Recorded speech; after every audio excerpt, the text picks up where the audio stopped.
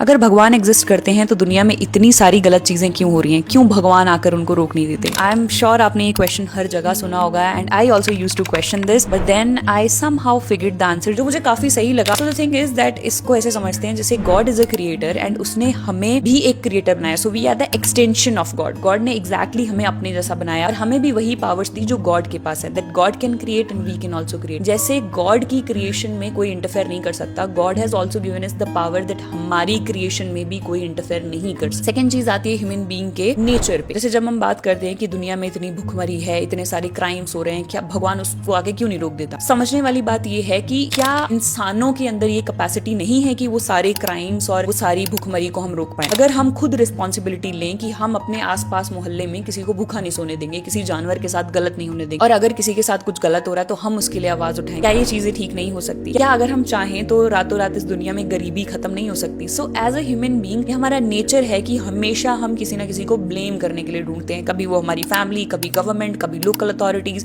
कभी टीचर्स, कभी कौन, and sometimes it's God as well. So the thing is that in the case of human we need to take responsibility of things जो हमारे control में है। अगर हम उसकी रिस्पॉन्सिबिलिटी लेते हैं तो ये दुनिया बहुत खूबसूरत बन सकती है। यस, इसमें अपने बहुत सारे लूप होल्स हैं, बट ये पर्सपेक्टिव सुनने के बाद ना I have started looking at God and this whole world very differently, कि हमेशा भगवान पे सब कुछ फेंक देना इज नॉट द सोल्यूशन। हम खुद कैपेबल हैं बहुत सारी चीजों के लिए, जस्ट हम खुद ही अपनी शक्तियां पहचानना नहीं चाहते हैं।